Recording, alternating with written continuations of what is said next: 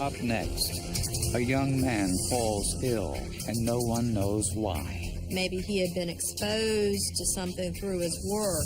Despite the best of medical intensive care, he dies. Is it accidental?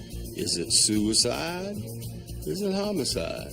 But investigators know there must be a clue somewhere. The more we looked into it, the more bizarre it got.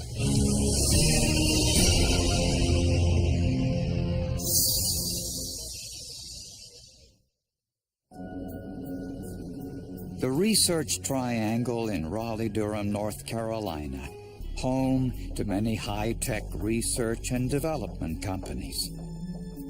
30-year-old Eric Miller worked there looking for a cure for pediatric AIDS. His wife Ann was also a scientist working for a large pharmaceutical company. Eric and Ann Miller were living the American dream. They had good jobs, they had a beautiful baby, they lived in a nice house, they attended church.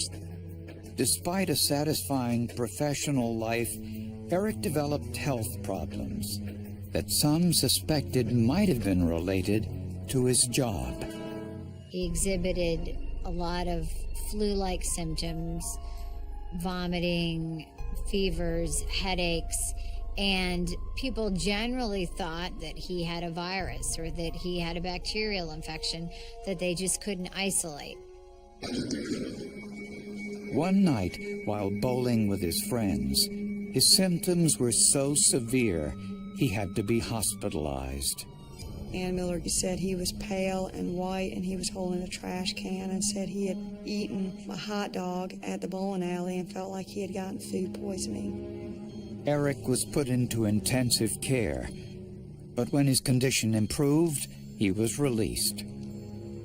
Several days later, he was hospitalized again. This time, doctors found a huge amount of arsenic in his system, well over the lethal level. The urine test from the second hospital was really high. It was sky high. It's tasteless, it's odorless, it's water soluble, can easily be mixed in with food or drink. Arsenic is a poison used in pesticides, herbicides, and insecticides. And they asked him if he knew of anybody that would have any reason to harm him or hurt him in any way, and he indicated that he did not. Within hours, Eric Miller was dead. It's a very, very painful way to die. Arsenic basically eats away at your body from the inside out. It causes you to have violent nausea, convulsions. Your system starts shutting down organ by organ. But where did the arsenic come from? A check of Eric's workplace showed he had no exposure to arsenic there. We went to the lab and we looked at every chemical in the lab and checked for arsenic. We did not find anything that was arsenic or arsenic derivative. They also checked Eric's home. We seized every bottle of water, every carton of milk, everything that was there. Again, they found nothing. So investigators focused on that night in the bowling alley when Eric first exhibited the extreme symptoms. A witness said Eric had a beer shortly before feeling ill. Eric had commented during the time that the beer tasted bitter to him, that there was a strange taste to the beer. And he went to the bathroom a number of times, and he became so ill that, in fact, he brought the trash can from the bathroom over to the lane where they were bowling. Witnesses said Eric's friend, Daryl Willard, had given Eric the beer. Investigators tried to speak to Daryl about that, but he refused. Daryl said, "I can't talk to you anymore. I've got to talk to my lawyer." Then, 6 weeks after Eric's death, Daryl's wife found him on the floor of the garage in a pool of blood, a gun in his hand. My husband just killed himself. He just what? He killed himself. Okay, and he's inside the home? He's in the garage. He's in the garage? Yes. There was a suicide note tacked to the wall of the garage. I am sorry to leave you, my wife, my beautiful daughter, like this. I have been accused of an action for which I am not responsible. I have taken no one's life, save my own. I love you all. And I think Daryl Willard had to know something about the death of Eric Miller. In police work, that's what we call a clue. Police in Raleigh-Durham, North Carolina, had 2 suspicious deaths.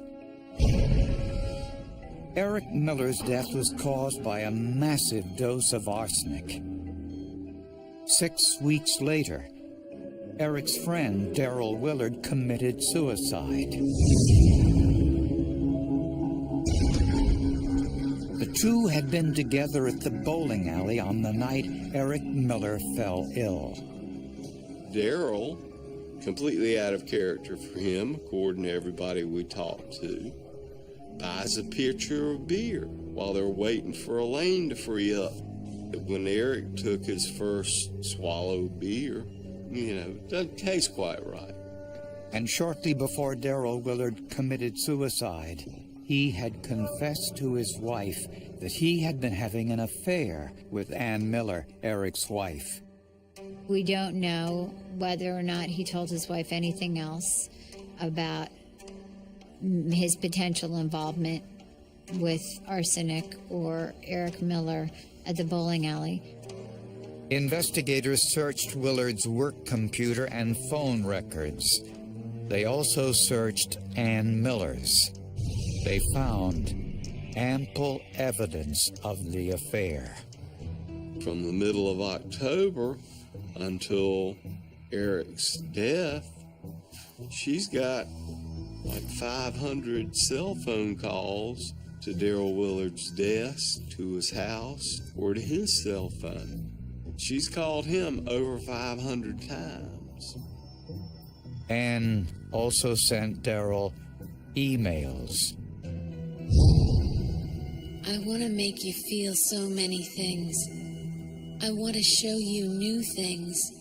I want to touch places in you that you didn't know existed. You better leave the women alone. You have me. Ann Miller and Daryl Willard both worked together at the same pharmaceutical company. Investigators learned they spent a weekend together at the Ritz-Carlton Hotel in Chicago shortly before Eric's death. They registered as Mr. and Mrs. Daryl Willard. But hotel employees later confirmed that the woman was Ann Miller. Ann and Daryl ordered a lot of room service. Just 3 days later, when Eric Miller was in the hospital, investigators learned that his wife Ann contacted another man with whom she was having an affair, a fellow scientist living in California. Ann says, my husband is gravely ill, but if I could buy you a beach house and spend the night with you, I would do it in a heartbeat. She also said in that email communication that he could call the house and they could speak by phone because her in-laws wouldn't know any better and they wouldn't suspect anything. No one knows if Daryl Willard knew Ann Miller was involved with other men, but it was clear to investigators that Daryl Willard and Ann Miller both had a motive to kill Eric. At the pharmaceutical company where both Ann Miller and Daryl Willard were employed, police found arsenic. They were using cacodyllic acid to clean their glassware. And at first glance, you might not know what cacodyllic acid, but it actually is arsenic. This was the same type of arsenic found in Eric Miller's body, which meant The poison that killed him probably came from the lab where his wife and her lover worked. There were some controls with regard to arsenic and access to arsenic in the lab. Those controls were not particularly tight. But a search of both the Willard and Miller homes turned up nothing. We had it all tested for arsenic, and it all came up negative. Although police considered Ann Miller a suspect, Eric's parents did not. Eric's parents were very adamant that Ann was not involved. They had accepted Ann into their family. She was their daughter-in-law, and they had a good relationship with Ann. But strangely, against the wishes of Eric's family, Ann insisted that Eric's body be cremated. Everyone that follows any type of forensic investigation knows that the easiest way to get rid of evidence is by cremating somebody. Eventually, Ann Miller quit her job, sold her home, and moved 3 hours away to Wilmington, North Carolina, where she refused to cooperate further with investigators.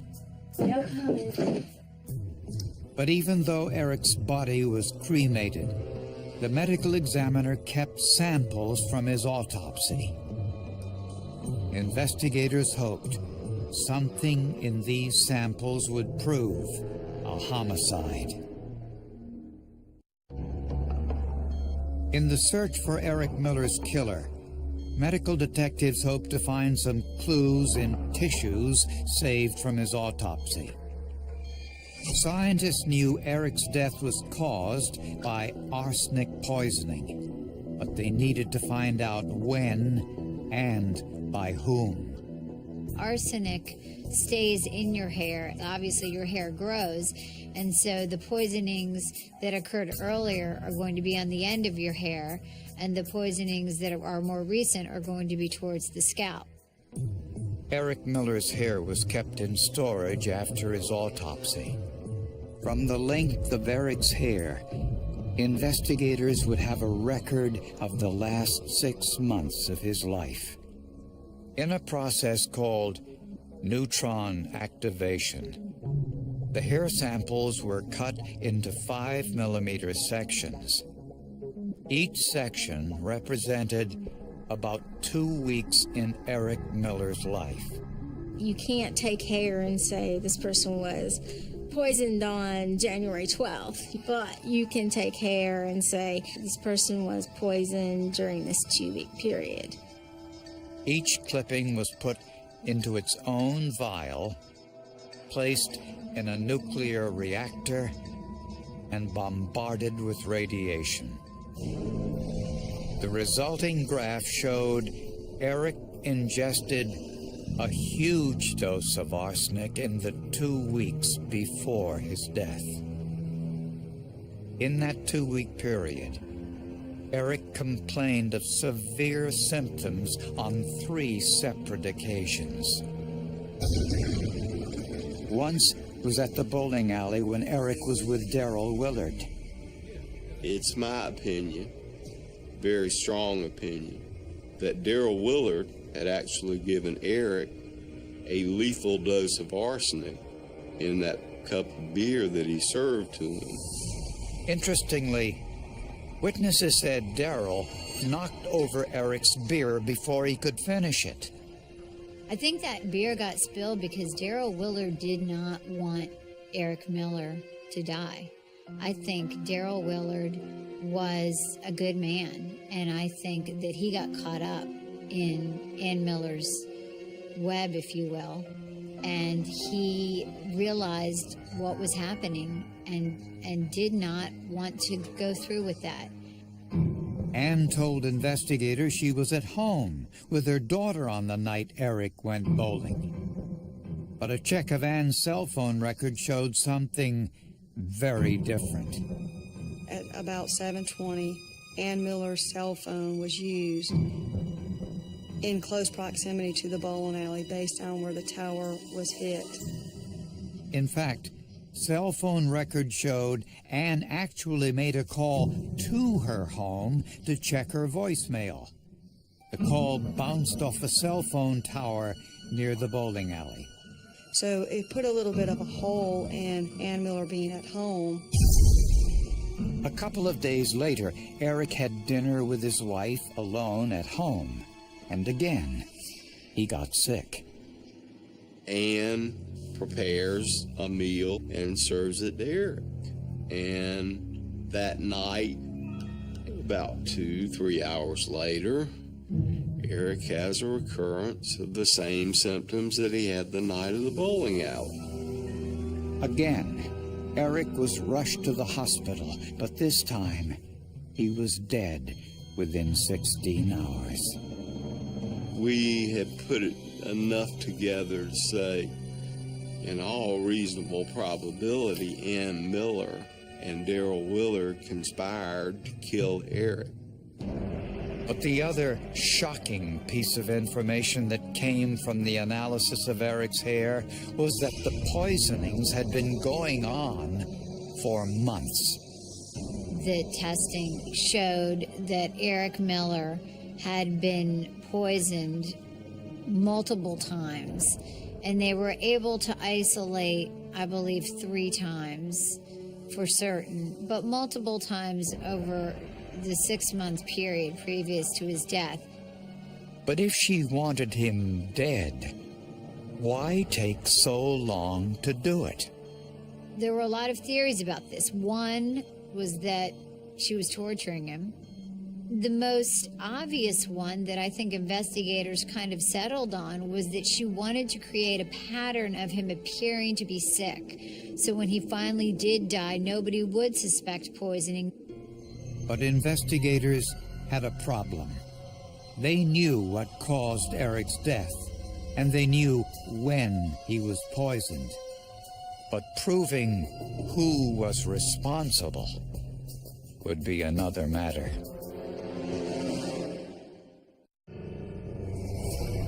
Investigators believe that Ann Miller had poisoned her husband and was responsible for his death. It was the motive they had a hard time figuring out. Since Eric didn't have a big life insurance policy, money was not considered a motive. The only life insurance was in the amount of $100,000. Investigators believe Ann's lover, Darrell Willard, may have been involved in putting arsenic in Eric's beer at the bowling alley. But they're convinced it was at Ann's direction. I think Ann Miller was driving the train. Darrell Willard was a passenger. He was not making these decisions, and he was a victim, just like Eric Miller. They also believe that Ann put arsenic in Eric's food, the last meal he consumed before his death. The massive dose of arsenic was given to Eric the night before he finally went into the hospital for the last time. Investigators also found evidence that Eric Miller had come very close to finding out about Ann's affair with Darrell Willard. It happened when Ann didn't come home from work on time. Eric got upset and started driving around trying to find Ann because they didn't know where Ann was. At 9 o'clock, she then calls her mom and she finds out everyone's looking for her. And I think, in my opinion, what triggered Ann to do something, it was getting close for Ann Miller. She almost got caught by Eric on November 29th of committing adultery or having an affair, and it triggered the fatal dose on November 30th. I think she didn't want to be a divorced woman. She didn't want that stigma. She didn't want to deal with child support, child visitation, custody. As a widow, she got sympathy, and she didn't have to deal with all of the messy stuff that comes along with divorce. Before his death, Darrell Willard made an offhand comment to investigators that made it appear he knew he'd been set up. I said, Darrell, I think you're being used. I think a woman's using you. And I think, it'd be in your best interest to cooperate with us. And the only thing he said was, yeah, and she's doing a mighty good job of it. The very next day, Willard committed suicide. I mean, you had the scientific evidence, and that was hard and fast, but you needed a witness. You needed somebody to say, Ann Miller did this. Daryl Willard, he was the only witness that could testify against Ann Miller and could give them the information that they needed to arrest her. So prosecutors asked the North Carolina Supreme Court to force Daryl Willard's lawyer to reveal what Daryl told him about Ann Miller's involvement. Client confidentiality is one of the most important parts of our system. The judge studied the case and ruled that a small portion of what Daryl Willard told his lawyer was admissible in court. In other words, the attorney can talk about what his client told him if it involves a third party who might have committed an egregious crime like murder. Daryl Willard told his lawyer about a conversation he had with Ann Miller in a parking lot just after Eric's death. The attorney stated that his client, Daryl Willard, told him that Ann Miller went to the hospital on that first hospital stay, took a syringe, and injected something into Eric Miller's IV, which presumably was arsenic. He then stated that he asked Mrs. Miller why she had done this, and she replied, "I don't know." Killers all share one common bond, and that is they are arrogant. They are in denial that they're doing anything wrong. This person's in their way, they're messing up their life, and they want him out of the way. And that's it. It's very simple. With a search warrant, investigators found a love note Ann had written to Eric around the time the poisoning started. Some believe this was the beginning of the cover-up. Others think it's a look into Ann's soul. There once was a girl who knew little of sharing, little of caring.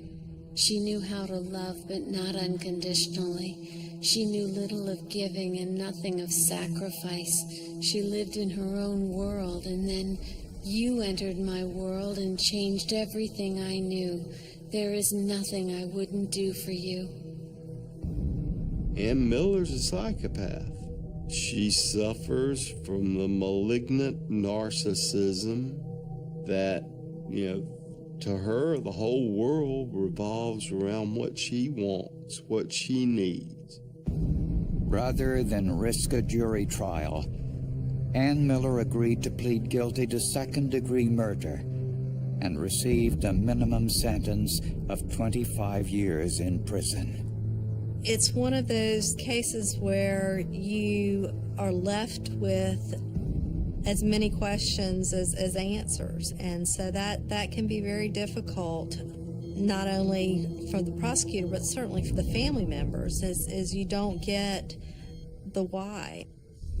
Even though Ann Miller tried to eliminate the evidence through cremation, it only took a single strand of Eric's hair to chart months of deception and the final act of murder. And to think that a record of this poisoning was just kept in one single strand of hair is pretty unbelievable, pretty amazing. People can think they can get away with murder, but the technology is going to bite people. This is my first homicidal arsenic poisoning, and I hope it's my last. It's just, you have to look for truth and justice. You never give up the fight.